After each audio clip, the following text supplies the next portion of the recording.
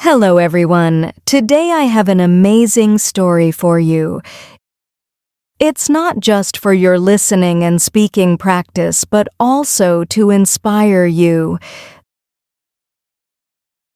The story is called The Light Keeper.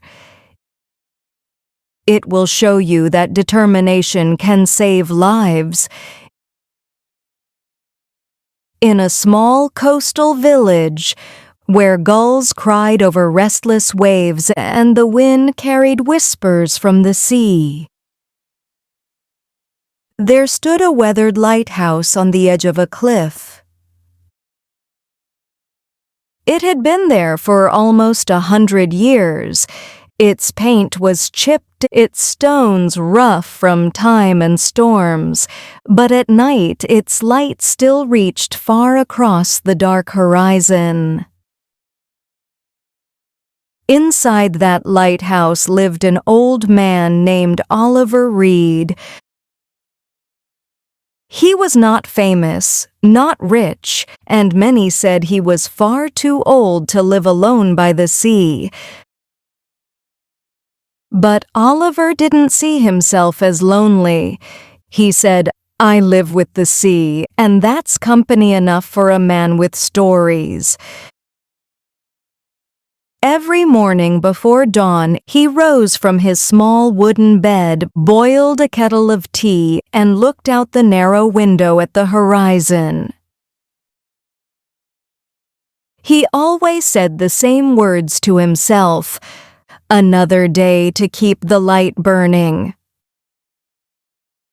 Then, with slow, steady steps, he climbed the spiral staircase, one hand on the railing, the other holding his oil can and tools. Each step echoed softly, like the heartbeat of the old tower itself. At the top, he'd polish the lens, refill the oil, and check that the gears turned smoothly. It wasn't just work to him. It was devotion.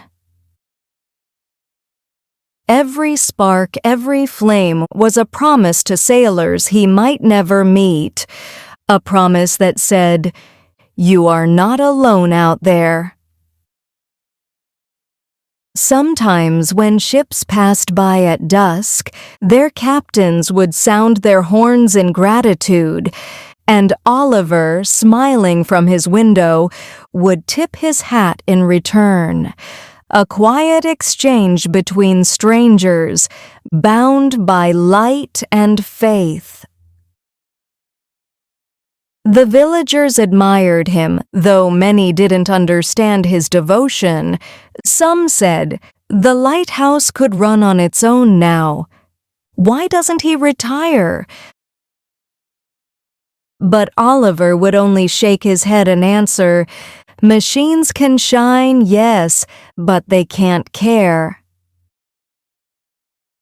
His wife Lima had passed many years before. She had been the one who painted the lighthouse white each summer, who kept a small garden by the path, and who used to bring him lunch wrapped in linen and love.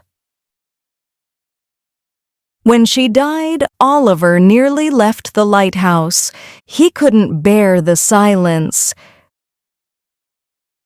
But one night during a storm, a ship nearly wrecked on the rocks, and only survived because the light stayed on. He knew and his purpose was still here, and he stayed. Years rolled by like waves against the cliffs. Oliver grew slower, his hair silver as the sea foam, but his spirit stayed bright. Then one winter, the fiercest storm in 50 years struck the coast. The sea roared like thunder. Rain lashed against the tower windows. The power went out across the village. The automatic systems failed, and out there in the black water, a passenger ferry fought to stay afloat. Without light, it would be lost. Oliver didn't hesitate. He grabbed his lantern, his coat, and began the long climb. The stairs trembled under each step. Wind howled through cracks in the stone. When he reached the top, his hands shook. His breath came in gasps, but his heart was steady. He struck the match. The flame caught, and slowly the great lens came alive with light once more. A golden beam cut through the darkness, a sword of hope in the middle of chaos. Out at sea, the ferry captain saw the light. Tears filled his eyes as he turned the ship toward it, guiding his passengers safely home. By morning, the storm was gone. The sea lay still, and sunlight painted the cliffs gold. But when the villagers came to thank Oliver, they found him sitting beside the great lamp, still and silent. He had gone peacefully, with the light still burning beside him. The people wept, and that day they made a promise that no matter how modern the world became, someone would always climb those steps and light that lamp by hand. They called it Reed's Light. Generations passed. Children grew up hearing stories of the light keeper, the man who stayed when others left, who believed that light was not a machine, but a message. And every year, on the anniversary of the storm, the villagers gather by the sea.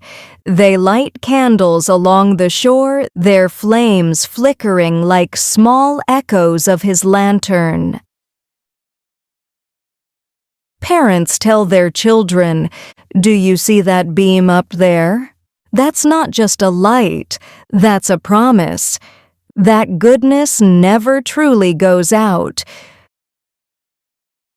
So if you ever visit that coast and stand near the lighthouse at night, you might hear the faint rhythm of footsteps, slow, steady, patient.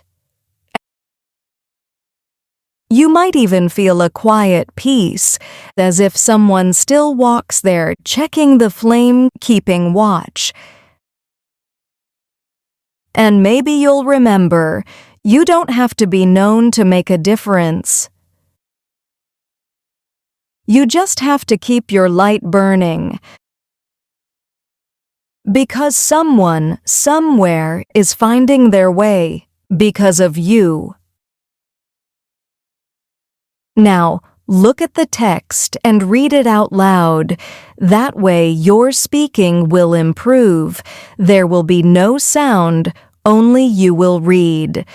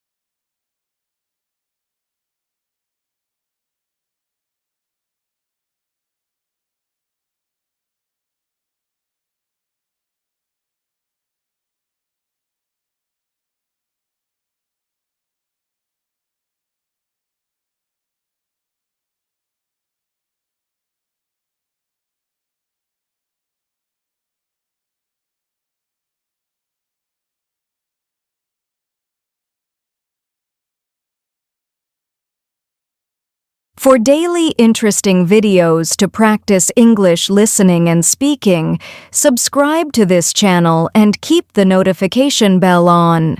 Share the videos with your friends and acquaintances.